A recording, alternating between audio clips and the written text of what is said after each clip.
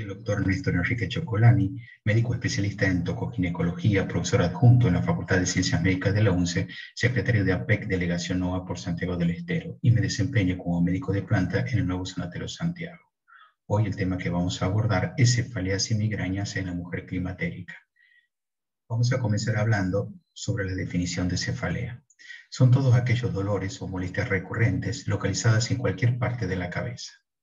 La clasificación internacional de cefalea las divide en cefaleas primarias, secundarias y otras cefaleas correspondientes a neuralgias o neuropatías. Las cefaleas primarias son las más frecuentes. No existe un daño orgánico evidenciable y estas a su vez están agrupadas en migrañas, en cefaleas de tipo tensión o tensionales, cefaleas en racimo y otras cefaleas de las cuales vamos a tratar solamente las cefaleas ímnicas o del sueño. Y las cefaleas secundarias son aquellas en donde existe un daño orgánico evidenciable y de estas solo vamos a tratar las correspondientes a la administración o supresión de sustancias. Las migrañas es un tipo de cefalea primaria. La Organización Mundial de la Salud la clasifica como la octava enfermedad más discapacitante. Se la puede definir como un desorden neurológico que se manifiesta con un dolor de cabeza primario, intermitente y crónico, de moderado e intenso, pulsátil con características asociadas específicas que incluyen náuseas, vómitos, fotofobias y sonofobias. Se sabe que la migraña afecta hasta un 15% de la población en general. Asientan principalmente en la parte frontal o toda la zona del cráneo y se presentan en formas de crisis o ataques, de allí su nombre jaqueca. Estas crisis pueden presentarse de forma episódicas o crónicas según la duración de los ataques en el mes. Serán episódicas poco frecuentes cuando el dolor aparece hasta 9 días al mes. Serán episódicas muy frecuentes si el dolor se extiende entre 10 a 14 días en el mes. Y serán crisis crónicas cuando el dolor persiste más de 15 días en el mes. Como dato epidemiológico relevante, se puede mencionar que en la encuesta global de enfermedades del 2010 ubican a las jaquecas o migrañas como el tercer trastorno más prevalente a nivel mundial. La frecuencia es 3 veces más en mujeres con un porcentaje del 48% en relación a un 18% en los hombres. La edad pico o promedio de aparición es entre los 30 a 39 años. Es el síntoma más común en la menopausia, además de los sofocos y los cambios de humor. Genera un enorme impacto socioeconómico personal y se la considera una enfermedad invalidante, ya que altera y deteriora la calidad de la vida de la paciente. Es una enfermedad recurrente, ya que puede ir aumentando y durar toda la vida. También se demostró una relación heredofamiliar, observándose un riesgo del 1,5 a 4 veces más en aquellas familias con antecedentes jaquecosos que el resto de la población. Es la primera causa de consulta neurológica y puede ser la primera consulta en la perimenopausia. En realidad, es un verdadero dolor de cabeza para todos los médicos. Según la Clasificación Internacional de Cefaleas, en su tercera edición del 2018, dividen a las migrañas en comunes o sin auras y en migrañas clásicas o con auras. Las primeras, las migrañas sin aura, son las más frecuentes y representan el 85% de la población femenina jaquecosa. Estas, a su vez, se subdividen, según el ciclo menstrual, en migrañas menstruales puras, en relacionadas a la menstruación, y en migrañas no menstruales. El criterio diagnóstico para establecer una migraña menstrual pura es cuando la paciente concurre con un registro documentado y prospectivo de al menos 3 ciclos consecutivos de ataques o crisis jaquecosas los días -2 y +3 de su menstruación, pero no lo presentan en ningún otro momento del ciclo menstrual. En cuanto a las migrañas relacionadas a la menstruación, tienen iguales características a las anteriores, pero la paciente puede tener ataques o crisis aisladas en otros momentos del ciclo. Mientras que las migrañas no menstruales no guardan relación con los días del sangrado, es decir, que se presentan de forma arbitraria en cualquier momento del ciclo. Ahora bien, las migrañas con aura o migrañas clásicas son menos frecuentes y representan el 15% de la población femenina jaquecosa. Para identificar a este grupo de pacientes debemos conceptualizar las auras.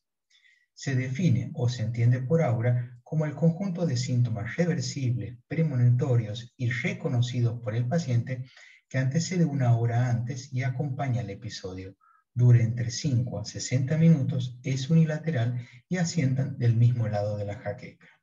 Los criterios diagnósticos para migrañas sin auras, según la Clasificación Internacional de Cefaleas en su tercera edición del 2018, establece que la paciente debe presentar por lo menos 5 crisis que cumplan con los criterios B y D de esta clasificación, que a su vez estos episodios duren entre 4 a 72 horas, que a su vez estas cefaleas presenten 2 de las siguientes características: de ser unilateral, pulsátil, de un dolor de intensidad moderada o severa, y que condicione o bien empeoren con la actividad física y los movimientos de la cabeza, que a su vez presenten una de las siguientes características durante la cefalea, tales como náuseas y o vómitos, fotofobias y o sonofobias. Mientras que los criterios diagnósticos para migrañas con aura sería que la paciente presente al menos 2 ataques que cumplan con los criterios B y C de esta clasificación, que presente uno o más de los siguientes síntomas de auras reversibles que sean visuales, sensoriales, de discurso o lenguaje, motor o de retina, que presente al menos 2 de las siguientes características: un síntoma de aura que se extienda más de 5 minutos, o bien 2 o más síntomas de aura que se presenten de manera sucesiva, que cada síntoma dure entre 5 a 60 minutos y que cada síntoma de aura sea unilateral, que el aura esté acompañada o seguida dentro de los 60 minutos por la jaqueca o cefalea. En cuanto a la fisiopatología de las migrañas, se estableció una relación directa con las fluctuaciones hormonales en las diversas etapas de vida. Hay sobrada evidencia que existe un mecanismo de homeostasis hormonal en el cerebro de la mujer que avala la teoría de la retirada estrogénica como el gatillo de las migrañas. Se sabe que el ciclo de vida de una mujer está asociado a una serie de hitos hormonales, los cuales pueden provocar cambios en la prevalencia y o intensidad en el dolor de cabeza. Así, durante la pubertad, la aparición de la menarca puede ser el inicio de las migrañas. Lo mismo sucedería en cada periodo menstrual por la disminución cíclica de los estrógenos durante la fase lútea tardía y folicular temprana. Esto avala que el 50% de las migrañas se asocian a la menstruación. De igual forma, ocurre con el uso de los anticonceptivos hormonales en los años reproductivos, ya que se observó un aumento de las crisis migrañosas los días de descanso de las píldoras o durante el uso de los placebos. Mientras que en el embarazo ocurre una situación particular: el aumento de los estrógenos placentarios pueden provocar y hasta incluso producir una mejoría completa de los ataques jaquecosos. Ahora bien, la perimenopausia es una etapa crucial en la intensificación y en el agravamiento de estas crisis, debido a las fluctuaciones erráticas, y la terapia hormonal puede ser el único alivio a corto plazo durante esta etapa. La llegada de la posmenopausia le traería un respiro a la paciente, ya que las migrañas tienden a desaparecer hasta las 2/3 partes de esa población jaquecosa por la disminución de las fluctuaciones erráticas. En el siguiente gráfico se observa la relación inversa entre la incidencia de migrañas y los niveles de estrógenos.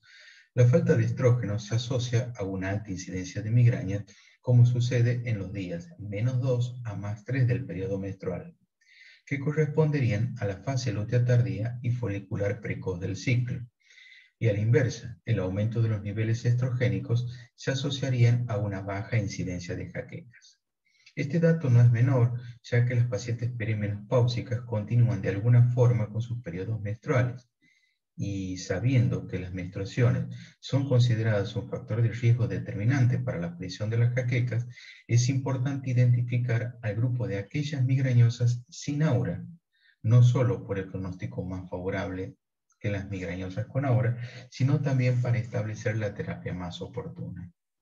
Continuamos con la fisiopatología, pero ahora desde el interior del cerebro, con la intención de conocer los efectos neurobiológicos ocasionados por las fluctuaciones hormonales como responsable en la génesis de las migrañas. Aquí se postulan diversos mecanismos. Uno de ellos estaría relacionado con el gen que codifica las proteínas mediadoras del dolor. Se sabe que los estrógenos alterarían la expresión de este gen, aumentando la producción del péptido relacionado con el gen de la calcitonina, que está implicado en la modulación del dolor en el núcleo caudal del trigémino. También se observó que aumentaría la producción del óxido nitroso, el cual promueve mediadores proinflamatorios activando los aferentes trigeminales. Por tal motivo, las fluctuaciones hormonales desequilibran esta homeostasis intracerebral, favoreciendo los dolores de cabeza. Otro mecanismo se relaciona con los cambios en el metabolismo de la serotonina. Se sabe que los estrógenos aumentan la producción de este neurotransmisor y disminuye su recaptación y la degradación sináptica del mismo. Se comprobó que durante los ataques de las migrañas disminuye la concentración de serotonina intracerebral, por lo que se infiere una caída de estrógenos como responsable de las migrañas. También los estrógenos aumentan la actividad al receptor del glutamato. Este neurotransmisor, relacionado con los procesos del buen funcionamiento cerebral y de la plasticidad sináptica, también modula el dolor. Entonces, la caída de los estrógenos actuaría disminuyendo la actividad de este receptor del glutamato y favoreciendo la susceptibilidad a las migrañas.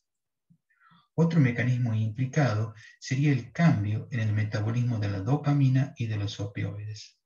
Se sabe que los estrógenos tienen una acción sobre las neuronas centrales opioides, modulando no solo su actividad neuronal, sino también la densidad de los receptores opiáceos. Por ende, la caída de estrógenos en la perimenopausia disminuye la concentración de la beta-hidroxidopamina en el suero, generando una disfunción en el control de los opioides en el eje hipófiso-adrenal, acompañado de una reducción de los niveles de magnesio. Todo ello desencadenarían en el aumento de la sensibilidad al dolor. Y por último, otro mecanismo involucrado, productor de migrañas, sería la activación de los mastocitos durares relacionado con el ciclo menstrual, los cuales actuarían liberando mediadores proinflamatorios a nivel de las meninges. Voy a mencionar rápidamente la teoría neurovascular para lograr integrar los conceptos fisiopatológicos antes descritos. Esta teoría presenta 4 etapas. La primera relacionada a los estímulos desencadenantes que solo el paciente logra reconocer. La segunda etapa consiste en la respuesta de estos estímulos, donde da por inicio al componente neuronal o nervioso con la liberación de los neurotransmisores. Aquí participa el núcleo dorsal del RAFE y el núcleo locus ceruleus, donde liberan serotonina y noradrenalina respectivamente, de potente efecto vasoconstrictor. Ellos activan ciertas áreas corticales o grupos neuronales de un solo lado del cerebro, lo que justifica la unilateralidad de las migrañas. A continuación aparece el tercer componente, el vascular inicial, donde se observa una vasoconstricción cortical refleja que genera una hipoperfusión de una zona o de una área que, según donde se localice, será la responsable de las diversas expresiones de las auras. Este hipoflujo produce una hipersensibilización cerebral con liberación de sustancias vasoactivas, que llevarán a la aparición del cuarto componente vascular final relacionada con la vasodilatación meningia reactiva, la que justificaría el efecto pulsátil de las migrañas. Esta última etapa es la responsable de la liberación de las sustancias proálgicas de acción más prolongada que los neurotransmisores, conocidos como neuropéptidos. Estos son los verdaderos responsables del dolor de cabeza. Conocer los factores predisponentes permitirá dirigir nuestras acciones sobre aquellos factores modificables, ya que no se pueden cambiar las variables no modificables como el ser mujer, la edad avanzada, la etnia caucásica y los relacionados a la herencia o lo genético. Aquí se describen los factores modificables, tales como los vinculados al estilo de vida, los hábitos alimenticios, el abuso de cafeína, tabaco, alcohol y o medicamentos, los vinculados al sedentarismo y a la obesidad, al estrés físico y emocional, al déficit o al exceso del sueño y los relacionados al ciclo menstrual o perimenstruo como detonante de las cefaleas. Entonces, deberíamos indicar acciones proactivas, mejorando el estilo de vida o un estilo de vida más ordenada, realizar actividades físicas de manera habitual, generar hábitos alimenticios saludables, evitar el uso de tabaco, alcohol, el abuso de medicamentos o cafeína, reorganizar el ritmo del sueño de esa paciente y controlar el número de sangrados al año con regímenes hormonales continuos y extendidos. No olvidar el solicitar ayuda ante síntomas depresivos y realizar controles con el neurólogo. En cuanto al diagnóstico, se debe establecer la diferencia entre cefaleas primarias y secundarias. El diagnóstico de las cefaleas primarias es exclusivamente clínico. Una buena historia clínica y una correcta entrevista semiestructurada, siguiendo los criterios de la clasificación internacional de cefaleas, pueden establecer el diagnóstico en un 60% de los casos. Durante la anamnesis, se recogerá información referente a la búsqueda de factores desencadenantes y a las características de las cefaleas, tales como el tipo y la localización, la duración e intensidad de los dolores de cabeza, los síntomas acompañantes o asociados a estos ataques, la frecuencia de aparición en el mes, y también se obtendrá información referida a la relación con el sueño, con los estados de ánimo y al uso de ciertos medicamentos u hormonas. Un instrumento necesario durante la anamnesis son los datos aportados por el registro o diario de cefaleas elaborados por el paciente. Estos son muy útiles principalmente en el caso de las migrañas menstruales, ya que sirven para confirmar el diagnóstico, para evaluar las respuestas al tratamiento y documentar los cambios en el patrón del dolor de cabeza. En cuanto al examen físico, el mismo estará dirigido en búsqueda de signos de alarma o daños neurológicos. Mientras que para el diagnóstico de las cefaleas secundarias se requiere de la ayuda de la neuroimagen, las cuales van a estar dirigidas a la búsqueda de un daño orgánico. Tal es así, cuando la cefalea presente características diferentes a las registradas por la paciente y sean de carácter explosivas o de aparición súbitas o bien de apariciones subagudas, podemos sospechar en una causa hemorrágica intracerebral. También se puede pensar en el caso de exámenes físicos anormales o en el caso de que las cefaleas vayan acompañadas de otras sintomatologías, tales como los síntomas de foco, convulsiones, trastornos de conducta, síntomas o signos de hipertensión endocraniana, fiebre, síntomas meningios, otros. Retomando la clasificación de cefaleas, vamos a mencionar la cefalea tipo tensional o de tensión. Es otro tipo de cefalea primaria cuya prevalencia es mayor que las migrañas, con una frecuencia de un 30 a un 78% en la población general. Es más frecuente en las mujeres, en una proporción de 3 a 2. La causa principal es el estrés y se acompañan por una tensión muscular sobre la nuca o la frente. Una diferencia importante con respecto a las migrañas es que la cefalea tensional en un 70% no cambian o empeoran con la menopausia. Los criterios diagnósticos, según la Clasificación Internacional de Cefaleas en el 2018, establecen las siguientes características, que la duración de la misma debe ser entre 30 minutos a 7 días, que presente por lo menos dos de las siguientes características, una localización bilateral, que sea de características opresivas o tensivas, no pulsátil, que tenga una intensidad leve a moderada, que no empeore con la actividad física o con los movimientos de la cabeza, que no presenten náuseas ni vómitos, pero pueden asociarse a fotofobias o sonofobias, pero no ambas a la vez. Otro tipo de cefalea primaria es la cefalea hímnica o del sueño.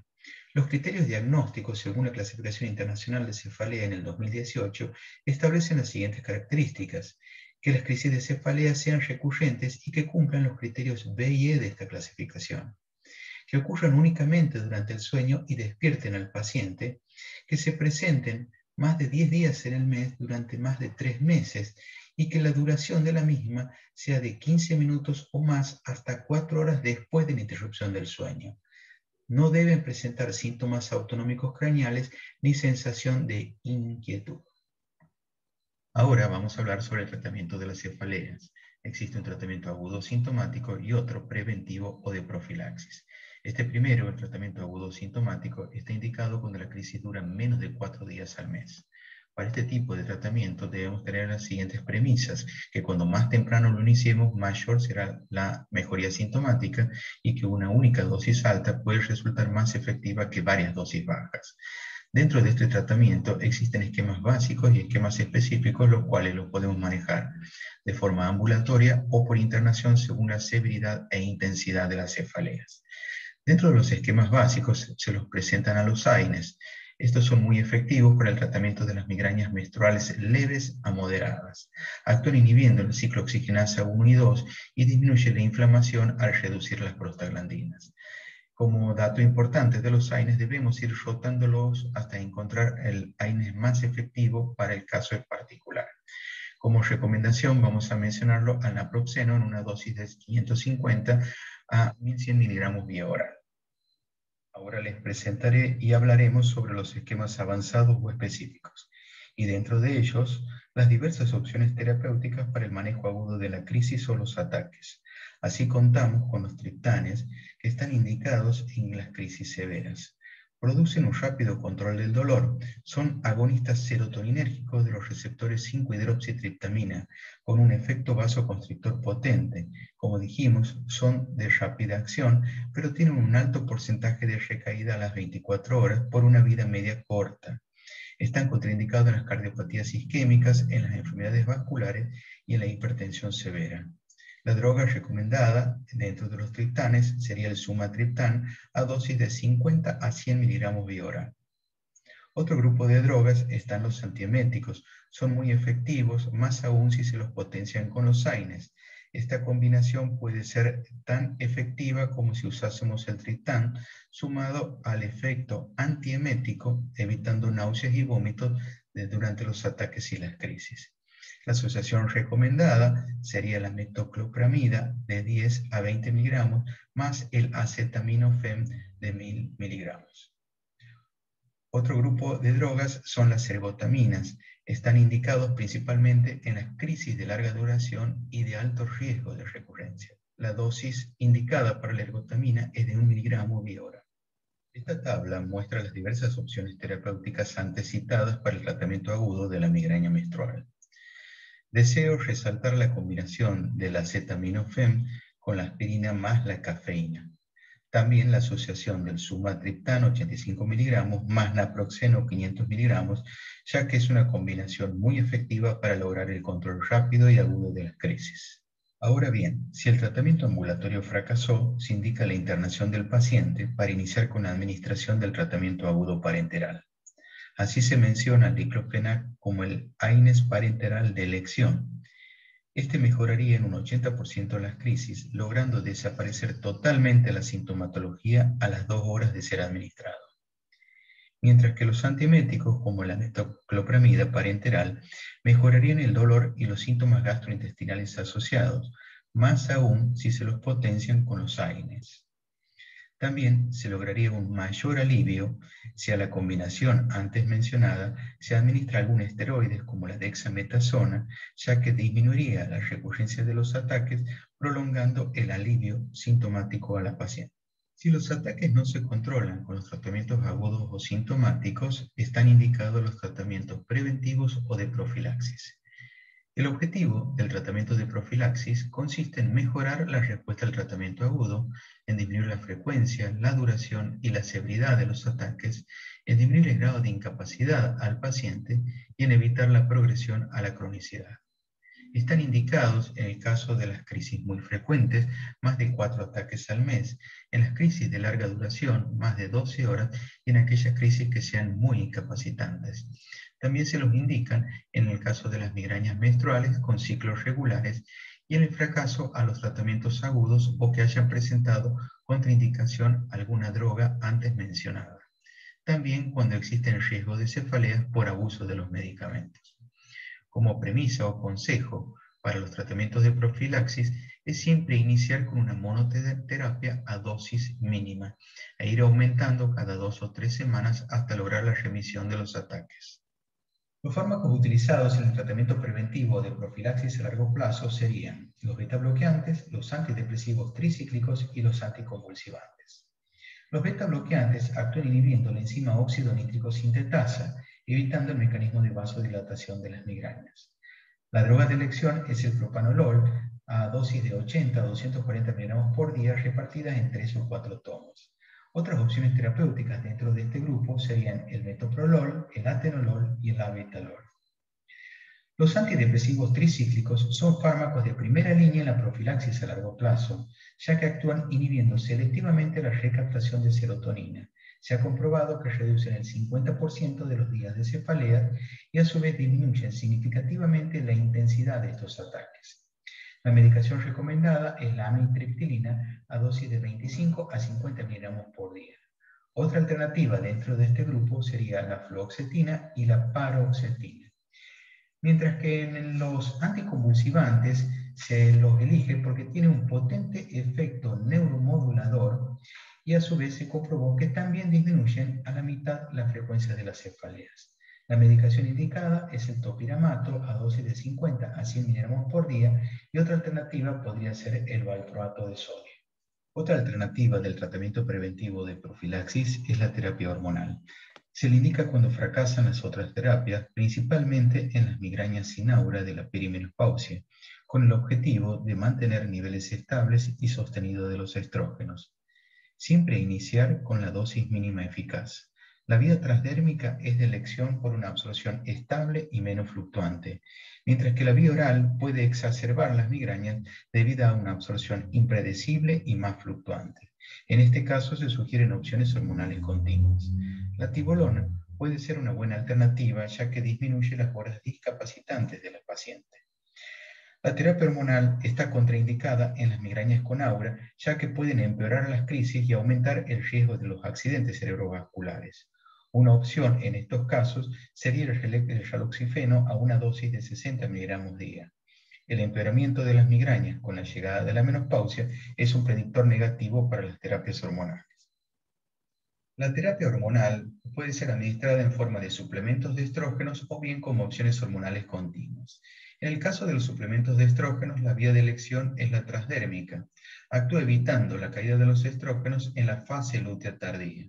Se indica el estradiol en gel a dosis de 1,5 miligramos por día durante 7 días. Iniciar 2 a 5 días antes de la aparición de la migraña menstrual. La contra es que puede producir alteraciones del ciclo y en algunos casos aumentar las migrañas. En cuanto a las opciones hormonales continuas, la vía de administración será la oral, actúa suprimiendo la actividad ovárica y mantiene un medio hormonal más estable. Se indican anticonceptivos combinados continuos con regímenes extendidos de 84/7, ya que produciría una disminución en el número de sangrado a 4 menstruaciones en el año. Está indicado en las migrañas menstruales sin aura. La contra de este tratamiento es que aumenta al doble el riesgo de los accidentes cerebrovasculares. Esta tabla muestra las opciones de profilaxis a corto plazo para las migrañas menstruales. Se deben evaluar cada caso en particular.